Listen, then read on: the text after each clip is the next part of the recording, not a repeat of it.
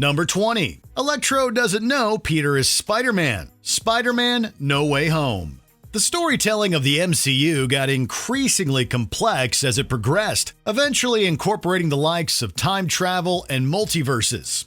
Unfortunately, as is often the case with time-hoppy stories, this opened up a slew of questions and potential plot holes. No Way Home has great fun with its manipulation of dimensions, but it also has a wicked plot hole concerning Jamie Foxx's Electro. I got my body back.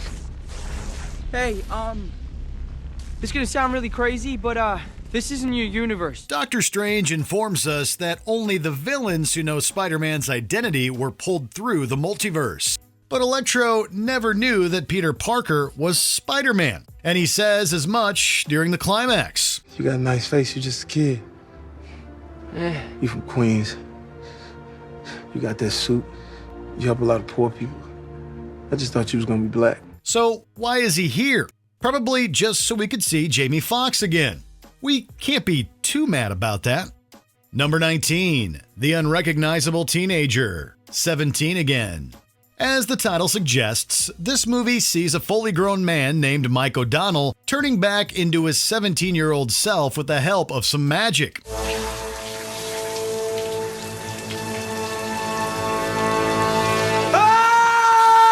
It's established at the beginning of the film that Mike and his high school sweetheart, Scarlett, eventually wed and had kids. Yet when Scarlett meets the younger version of Mike, she barely reacts. Yes, she notices there's a similarity between the two, but she kind of shrugs it off. We know it's been 2 decades, but surely she would have instantly recognized the teenage version of her own husband. She was even dating him at the time that he looked exactly like this. Heck, one look at the yearbook would prove that it's more than just a strong resemblance. How you doing? Hello, how are you? Good, how are you? Good. Wow, it's gonna take some getting used to. Number 18. Whistler's Resurrection. Blade 2. This might be an example of a sequel bringing back a fan-favorite character, even if it doesn't make a lick of sense within the context of the story. In the first Blade, Abraham Whistler is infected and takes his own life with a special vampire-killing bullet. We even see Whistler's hand dropping, indicating that he's dead. Yet, Blade 2 opens with the titular hero saving his mentor from confinement in Prague. Apparently, Whistler was too late with the gunshot, as he had already started transforming. But that doesn't add up, because the bullets in that gun are explicitly designed to kill vampires and turn them into ash. Why was Whistler immune to it? And why was he still intact?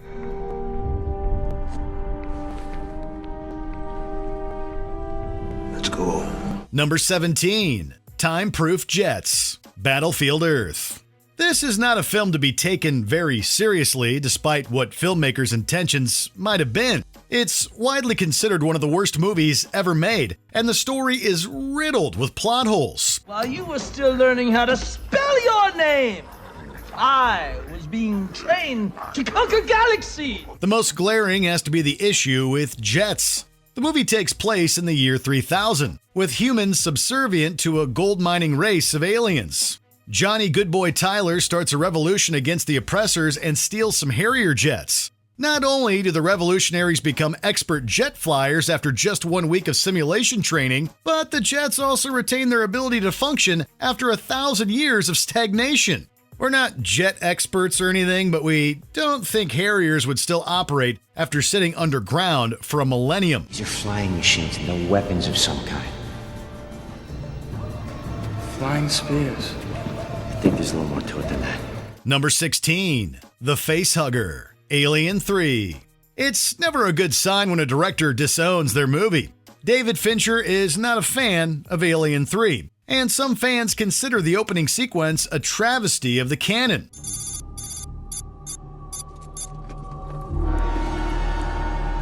The story begins in somber fashion, with Newt and Hicks dying in a pod crash. The escape pod was jettisoned from the Sulaco owing to the presence of a facehugger, which emerged from an egg that the alien queen had somehow planted in the previous movie. But did she? She didn't bring any eggs from the nest, and even if she did, she didn't appear to have any time to emerge from the dropship and plant one aboard the Sulaco. There's simply no logical way that the egg ended up on the spaceship. There was one survivor, 2 dead, and a droid that was hopelessly smashed beyond repair. Number 15. Cypher plugs himself in. The Matrix. This movie is about as close to sci-fi perfection as you can get, but alas, there appears to be a glaring issue. Cypher meets with Agent Smith inside what's presumably the Matrix to discuss his betrayal of Morpheus and Zion. I'll get you what you want. Access codes to the Zion mainframe. No, I told you I don't know them. I can get you the man who does. However, Cypher would have theoretically needed someone to plug him and take him back out again. Therefore, his betrayal would have been revealed to whoever's monitoring him. Cypher's usually in charge of operating, so maybe he constructed some kind of function allowing him to enter and exit without help, which is why he's so startled when Neo interrupts him. But that's pure speculation and isn't made clear. And what about getting to broadcast depth without a captain's order or knowledge? Maybe he was actually in a construct and working with the machines and the agents? Who knows? God damn you, Cypher. Don't hate me, Trinity. I'm just a messenger. Number 14. The Prince's Age. Beauty and the Beast. Even Disney's masterpiece isn't without mistakes. It's made clear in the prologue that the Beast had until his 21st year to find true love, as the petals of an enchanted rose would begin to fall once he turned that age. The rose she had offered was truly an enchanted rose, which would bloom until his 21st year. Later, Lumiere mentions that they have been stuck inside the castle without guests for a decade, seemingly placing the Beast around 10 or 11 when the curse was set. There appears to be a few problems with this, though. One, what is with that enchantress putting a curse on a preteen? Rebelliousness is normal at that age and certainly not worth a wicked curse. Admittedly, social norms towards kids were different back in the 18th century, but still. And two, the Beast rips apart a portrait of himself, and the portrait shows a man much older than 10 or 11. Yeah, people seemed to age faster back in the 1700s, but not that fast. Ashamed of his monstrous form, the Beast concealed himself inside his castle. Number 13. What happened to the crew? The Lost World, Jurassic Park. While this sequel fails to measure up to its iconic predecessor, it nevertheless contains a riveting climax. A T-Rex is brought back to the mainland and wreaks havoc through the streets of San Diego. That's not the problem. The problem is how it got there. Look, that's their transponder signal, Venture 5888. They're headed into port, but I can't raise them. When the ship arrives at port, the entire crew is dead. There's no damage to the ship, and the T-Rex is still confined in the hold. So, just what the heck happened to everybody?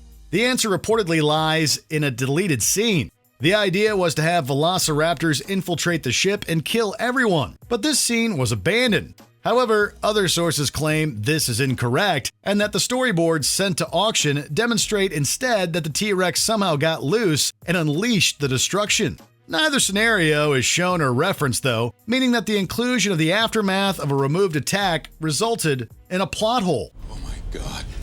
Where's the crew? All over the place. Number 12. The issue with time. Gremlins. Time can be a pain in the neck, what with the different zones and daylight savings and whatnot, but does it bother the Mogwai? These little creatures come with 3 important rules, one of which is to never feed them after midnight. And probably the most important thing, don't ever feed him after midnight. Okay, that's fine in theory, but what exactly constitutes midnight? What happens when daylight savings begins and the clocks go forward an hour? Does the Mogwai's conception of midnight become the new 12 o'clock, or does it stay the old 11 o'clock? Furthermore, what happens if someone enters a new time zone with their Mogwai? Does the rule take on the boundaries of the new time zone? Does midnight suddenly become 5 a.m. in England? The questions are endless. Did you get them wet or something? No? Did you feed them after midnight? Number 11. The conservation of mass. Ant-Man. The problem with superhero movies is that they often fly in the face of logic. We don't typically mind, but Ant-Man falls into a lot of traps when it comes to physics. The biggest offender is that the movie seemingly ignores its own rules about the conservation of mass. When you're small, energy's compressed, so you have the force of a 200-pound man behind a fist 1/100 of an inch wide. You're like a bullet. Despite having the weight of a fully grown man, Scott in his Ant-Man suit is able to ride ants and jump on guns without causing the wielder to buckle. Heck, he even carries a shrunken tank as a keychain, even though it should weigh thousands of pounds. Ant-Man is a fun movie and a technical marvel, but there's tons of holes when it comes to the abilities of its central character. Whoa, that's so cool, bro! Now look, this is gonna get weird, all right? It's pretty freaky, but it's safe. There's no reason to be scared. Number 10. Nothing about the plan makes sense. Batman Begins. The big plan of Batman Begins is to spike the city's water with an hallucinogen and vaporize it with a microwave. The water will go airborne, people will breathe in vapor LSD, and sheer madness will ensue. One supply won't help you disperse an inhalant. What? Unless you have a microwave emitter powerful enough to vaporize all the water in the mains. Only this horrible plan is riddled with holes. The water inside the metal supply lines probably wouldn't be vaporized. What about the citizens presumably taking showers and boiling water, thereby inhaling the vapor, then going crazy too early and completely foiling the plan? Furthermore, wouldn't all the humans in the immediate vicinity just sort of blow up once the microwave was activated? Then again, this film series is seemingly full of magic, as it appears that Batman teleports from the prison to Gotham in The Dark Knight Rises. You missed the spot. If you're working alone, wear a mask. Number 9. Minerva McGonagall's lifespan. The Fantastic Beasts franchise. Plot holes aren't new to the Harry Potter franchise. For example, the very concept of time turners opens up a slew of problems that aren't really addressed.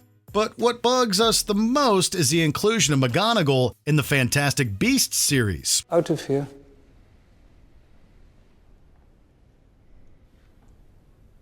Go with Professor McGonagall, please. The timeline just doesn't add up at all. McGonagall's age is never explicitly mentioned in the movies, but Maggie Smith was almost 67 when the first movie was released, so we can assume McGonagall is around that. Yet, in The Crimes of Grindelwald, she's teaching at Hogwarts in 1927, and she's already in her 30s. That means she was born in the late 1800s, which would make her much older than 67 by the time Harry Potter strolled into Hogwarts. That was bloody brilliant. Oh, thank you for that assessment, Mr. Weasley. Perhaps it would be more useful if I were to transfigure Mr. Potter and yourself into a pocket watch. Number 8. Doc tries to kill Peter. Spider-Man 2. Sometimes logic is sacrificed for a cool visual. Spider-Man 2 is pretty darned perfect, but it contains a baffling decision on the part of Doc Ock. Octavius meets with Harry, who agrees to give him tritium in exchange for Spider-Man. Kill Spider-Man, we'll give you all the tritium you need. On second thought, bring him to me, alive. Harry tells him to seek out Peter owing to his association with Spider-Man, and he very clearly tells Octavius not to hurt him. Yet, the next time we see Octavius, he's throwing an entire car directly at Peter and Mary Jane. This makes for a fun scene as we know that Peter is Spider-Man and that he'd be able to dodge the car. But Octavius doesn't know that. So why did he throw a car at someone he wanted to interrogate? I don't know where he is. Find him. Or I'll peel the flesh off her bones. Number 7. Leia remembers her mother. The Star Wars franchise. The Harry Potter canon isn't the only one that was negatively impacted by prequels. Long before the Fantastic Beasts series, the Star Wars prequels opened up some major plot holes in regards to the original storyline. In The Return of the Jedi, Leia tells Luke that she remembers a little bit about her mother, specifically images and feelings. Do you remember your mother? Your real mother? Just a little bit. She died when I was very young. She gets a bit more specific, explicitly mentioning her mother's beauty and personality. Yet in Revenge of the Sith, Padme clearly dies right after childbirth. Newborn Leia couldn't remember anything about her mother, let alone that she was beautiful and sad.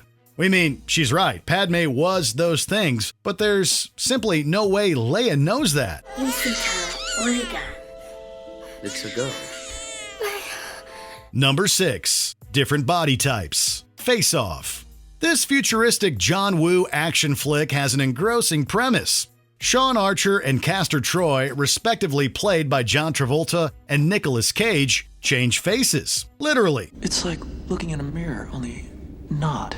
Through a highly advanced procedure, Sean and Castor swap both faces and voices, successfully allowing them to imitate each other. But the face transplants in this movie don't alter things like body type, height, or muscle mass. The differences in body type are sort of brushed off by Dr. Walsh, who explains that they'll be handled very briefly and minimally, if at all. We'll use laser shears for the hairline, micro plugs for body hair. We'll do an abdominoplasty, take care of those love handles. But what does that mean exactly, and is that really enough? And not to get too graphic, but wouldn't Sean's wife notice something different about her husband? Number 5. Evan's hands. The butterfly effect. Evan Treborn uses his journal to time travel and change various things about the past. But once Evan alters the past, the new timeline will be the only one that people remember. You wouldn't believe me, but in this case, it's not even worth trying. For example, if Evan A goes back and changes something as Evan B, no one will know Evan A. That's all thrown out the window with his prison cellmate. Evan proves that he can time travel by impaling his palms as a child, thereby giving himself scars. In the new timeline that he created with the impalement, Evan would have already had the scars and maybe wouldn't even be in prison. Yet the same cellmate from before reacts with complete shock when he sees Evan's hands. Stigmata, man. What'd you see? What it look like? The signs of the Lord, man, they just come out of nowhere. He has knowledge of both Evan A and Evan B, which, according to the way time travel works in this film, is impossible.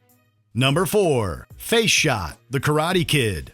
In this iconic climax to the classic movie, Daniel LaRusso stands on one leg and delivers a winning kick to Johnny's face. Finish him!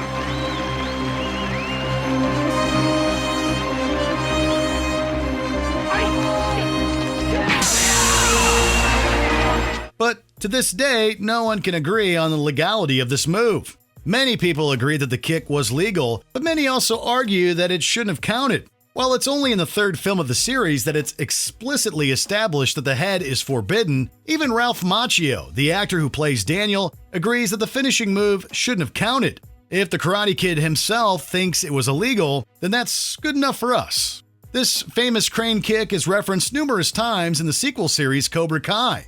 Maybe this is a clever bit of meta-commentary, with the show referencing the never-ending debate. Sensei Lawrence told me about how you beat him with an illegal kick. Hey. The rules state anything above the waist is legal. Besides, you used that same kick in last year's tournament, right? Number 3. The Infinity Gauntlet, the Marvel Cinematic Universe. The MCU is known for their post-credit sequences that introduce exciting new elements to the overarching story. Unfortunately, one of these sequences came back to bite them. At the end of Age of Ultron, Thanos is clearly seen taking the Infinity Gauntlet out of a vault. Fine. I'll do it myself. However, within the timeline of the MCU, this would have occurred years before Thanos actually acquired the gauntlet from Eitri. The writers of Infinity War, Christopher Marcus and Stephen McFeely, jokingly answered that the one seen in Age of Ultron was a practice gauntlet. It's a funny response, but it really doesn't do much to close the gaping plot hole. What did it cost? Everything. Number 2. The Poster, The Shawshank Redemption. One of the most famous escapes in movie history sees Andy Dufresne tunneling through his cell wall, traversing the sewage pipe, and emerging in a culvert outside the prison, where he basks in the rain. It's a wonderful sequence, but it's marred by one major problem.